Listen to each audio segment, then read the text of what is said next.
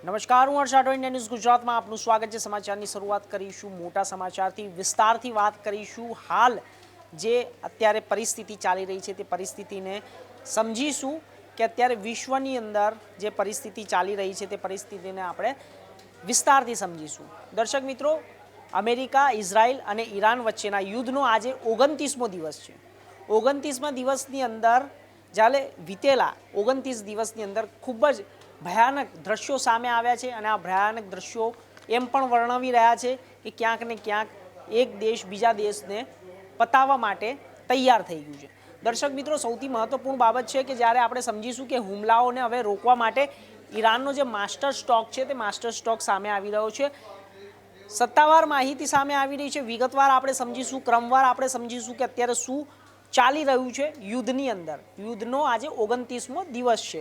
તો દર્શક મિત્રો, આપણે સૌથી મહત્વપૂર્ણ બાબત છે કે બ્રિક્સ અમેરિકાનો ખેલ બગાડી શકે છે ને આ સાથે દુનિયામાં ભારતના વિદેશ નીતિની ચર્ચાઓ થઈ રહી છે।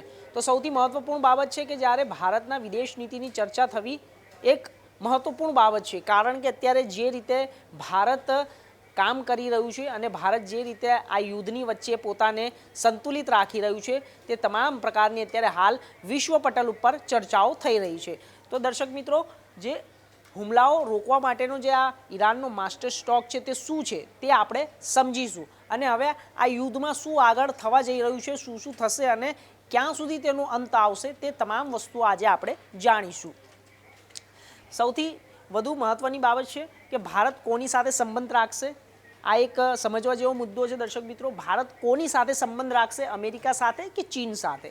તો અમેરિકા સાથે સંબંધ રાખવા કે ચીન સાથે સંબંધ રાખવા તે ભારત નક્કી કરશે, કારણ કે અત્યારે હાલ જે વિશ્વ પટલ ઉપર ભારતના વિદેશ નીતિની જે ચર્ચા થઈ રહી છે તે અત્યારે હાલ સામે આવી રહ્યા છે સંકેતો, અને આ સંકેતોના આધારે અત્યારે હાલ આપણે જોઈ શકીએ છીએ કે ભારત કોની સાથે સંબંધ રાખશે, અમેરિકા કે ચીન, તે જાણવું ખૂબ જ જરૂરી છે। કારણ કે અમેરિકા એક પરમાણુ દેશ છે અને શક્તિશાળી દેશ છે, જ્યારે ચીન પણ તેની સાથે સંકળાયેલો દેશ છે।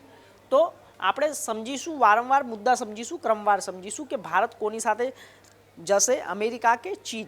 સાચો જવાબ કે ભારત કોઈ એક તરફ નથી। આપણે એ પણ જણાવી દઉં કે ભારતનો સંબંધ જે છે કોઈ એક તરફ નથી, અન્ય દેશો સાથે પણ તેના સંબંધો સારા છે। બીજી વાત, અમેરિકા, ચીન અને રશિયા ત્રણેય સુપર પાવર દેશ છે, તો આ ત્રણેય દેશો સાથે ભારતના સારા સંબંધ છે। તો ભારતે ત્રણેય સાથે બેલેન્સ રાખવું પડશે અને આ સાથે અમેરિકા તરફ વધારે ઝૂકે તો રશિયા નારાજ થાય અને રશિયા તરફ જાય તો અમેરિકા નારાજ થાય અને અમેરિકા સંબંધ તોડી શકે છે। તો ચીન સાથે તણાવ ઓછા છતાં હવે ભારતમાં વ્યૂહાત્મક નજીકતા વધારવા માંગે છે, કારણ કે ચીન પણ હવે એવું જ ઈચ્છી રહ્યું છે કે ભારત જોડે અમારા સંબંધો વધુ ગાઢ બને અને આ સાથે ભારતની સ્ટ્રેટેજી શું છે તે પણ આપણે જાણીશું કે સૌ સાથે સંબંધ, કોઈના ગુલામ નહીં, પરંતુ અમેરિકા સાથે જ્યારે પાર્ટનરશિપ અને જ્યારે ચીન સાથે પ્રેક્ટિકલ એન્ગેજમેન્ટ, રશિયા સાથે ટ્રેડિશનલ ડીલ। તો આ તમામ વસ્તુ આપણે સમજી રહ્યા છે દર્શક મિત્રો કે ભારત હવે કોની સાથે સંબંધ રાખશે અને કોની સાથે સંબંધ નહીં રાખે તે ભારત જ નક્કી કરશે, પરંતુ ભારતનું સ્ટેન્ડ ક્લિયર છે કે તે તમામ દેશો સાથે સંબંધ રાખશે અને આગળ વધશે અને વ્યાપારની જે સ્થિતિ છે તેને વધુ મજબૂત કરશે, કારણ કે વિશ્વગુરુના સંકલ્પને લઈને આગળ વધવાનો પ્રધાનમંત્રી નરેન્દ્ર મોદીનું આ એક સપનું છે અને આ સપનાને સાકાર કરવા માટે તે દરેક દેશ જોડે અત્યારે હાલ સંબંધ વધારવા માંગી રહ્યું છે। તો આગળ બ્રિક્સનો વિસ્તારની વાત કરીશું। તો અત્યારે હાલ જે બ્રિક્સનો વિસ્તાર છે તેની અંદર હાલ કેટલા દેશો આવેલા છે તો અને નવા સભ્યો દેશ કેટલા છે તે સમજીશું। તો આખો આ ગ્રાફ તમારી સામે છે દર્શક મિત્રો, આ તમે સમજી શકો છો કે બ્રિક્સનો જે વિસ્તાર છે એ વિસ્તાર કઈ રીતે થઈ રહ્યો છે।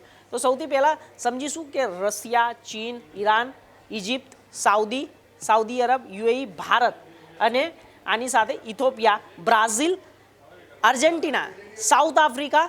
આ નકશો જ્યારે પ્રતિકાત્મક છે દર્શક મિત્રો, તમે આખો નકશો સમજી શકો છો કે બ્રિક્સની અત્યારે હાલ જે સ્થિતિ છે તે આ પ્રકારની સ્થિતિ છે।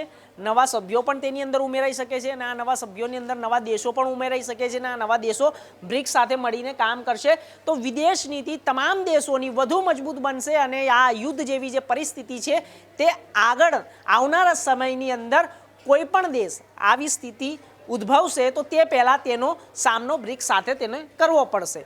તો દર્શક મિત્રો, આ તો સમજ્યા આપણે બ્રિક્સની નીતિ કે જ્યારે વિદેશ નીતિની અત્યારે હાલ ભારતના વિદેશ નીતિની ચર્ચા વિશ્વ પટલ ઉપર થઈ રહી છે. દર્શક મિત્રો, તો આગળ હવે સમજીશું કે 5 જે ટોપ ગ્લોબલ મિલિટરી પાવરમાં બ્રિક્સ દેશ કયા કયા છે, તો તે સમજીશું. તો આ જે 5 ગ્લોબલ જે મિલિટરીના પાવરમાં બ્રિક્સ દેશો છે, એ બ્રિક્સ દેશની વાત કરવામાં આવે તો જ્યારે સૌથી પહેલાં રેન્કિંગમાં આવે છે, 2 નંબરના રેન્કિંગમાં આવે છે રશિયા, બરોબર છે. ત્યારબાદ 3જા નંબરના રેન્કિંગમાં આવે છે ચીન.